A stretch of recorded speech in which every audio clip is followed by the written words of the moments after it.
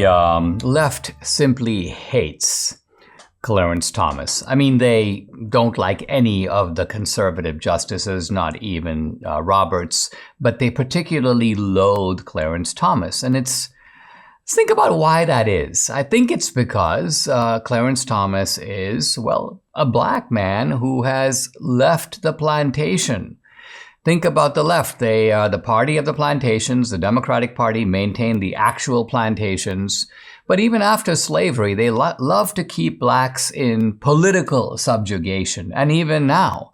But here's Clarence Thomas, and he's sort of like, no, I'm going to think for myself. I'm going to speak my mind. I'm not going to be reined in by you people. And so they despise him. They hate him. They tried what Thomas himself called the high-tech lynching when he was first nominated to the court. They tried to the Supreme Court, they tried to topple his nomination. They couldn't do it on substance. And so they wheeled out, Anita Hill with absurd allegations about Clarence Thomas made inappropriate remarks toward me. All, of course, again, unsubstantiated. By the way, we saw a replay of all that later with Kavanaugh, essentially the same playbook, and happily it didn't work the second time either.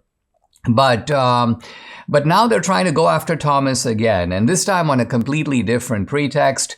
There's a nonprofit sort of research group called ProPublica, and they did a big expose. And what does the expose show? Clarence Thomas, for the last 15 years, has been going on extremely luxurious vacations with a big Republican donor. In fact, it's a Republican guy that I happen to know, in fact, pretty well. His name is Harlan Crow.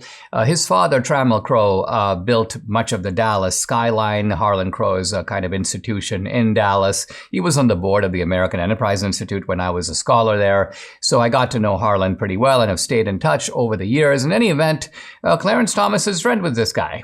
And apparently they do stuff together, and this guy Harlan Crow buys Clarence Thomas dinners and takes him on vacation, probably flies him on a private jet. He stays in nice facilities. So what? What is all this really about? So, it's all about ethics. Clarence Thomas has a duty to disclose. Well, what does the duty to disclose actually say? The duty to disclose is pretty clear, and that is that if you're getting benefits from somebody who has a case before the court, from somebody that would create an appearance, not just a conflict of interest, but even an appearance of a conflict of interest. So, for example, if there were pro-life groups that were sponsoring events and paying Clarence Thomas large fees, or even reimbursing him large amounts of money, or providing luxurious vacation facilities, then you could argue, wait a minute, Clarence Thomas is going to be deciding the Dobbs case. But none of this is at issue here. No one is even claiming that Harlan Crow has a case before the court or has any direct interest in what the court rules. None of that. Moreover, the disclosure requirements specifically say if you've got somebody who is either a family member or a relative or even a close friend, then you don't have to disclose, oh, you know what, he gave me a fountain pen for Christmas, oh, he gave me this or he gave me that. That is not included. Clarence Thomas was not obligated to disclose this, quote, friend benefit, if you will. And so he didn't. And in any event, this big expose, of course, then amplified in lots of media. AOC, I saw raving and ranting, claiming he deserves to be impeached. The whole thing is just downright laughable. And as the story began to lose steam, the left realized, well, this is kind of how they work, by the way. Like, we need some further investigations. We need to sort of try to up the ante. And so they've upped the ante with an article in the Washingtonian, which I have in front of me. Clarence Thomas's billionaire friend collects Hitler artifacts. What? So I first saw this, and by the way, I happen to have a little bit of inside knowledge about all this, so I was like, wait a minute, I smell a rat. And as I began to read the article, I totally got the picture. So here is the actual picture. And it's completely misrepresented in this article to make it sound like Harlan Crow is some sort of a Hitler sympathizer. Now, Harlan Crow is actually a student of history, and when the Cold War was nearing its end, the Berlin Wall was coming down. Basically, there were freedom movements in places like Czechoslovakia and Hungary. Ceausescu was toppled. So Harlan Crow did something very interesting, is he sent his emissaries, or he sent some of his representatives into Eastern Europe and the old Soviet Union to buy up, you could call it, tyrant artifacts.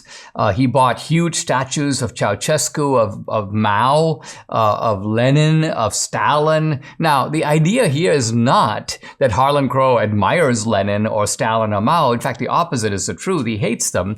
But he thinks that that is an important part of history, and the defeat of these regimes needs to be memorialized. So Harlan Crow, and I think a brilliant touch, has actually created what he calls a garden of dictators. In his backyard, he has a big piece of land, and so he's put all these giant statues, and walking through it it's not even like when I was in Prague, Debbie and I went to the Museum of Communism, and there they have letters and they have some artifacts, but Harlan Crow's artifacts are even more incredible. So what is Harlan Crow doing? He's memorializing these were the bad villains of history. And look, here is a sketch that Hitler painted, and look, here is a letter that one of the Eastern European dictators wrote, and here is a statue that this thing stood in one of the prime squares in Prague. So all of this is not an indictment of Harlan Crow. It's being twisted by the leftist media, in this case by Sylvie McNamara of the Washingtonian,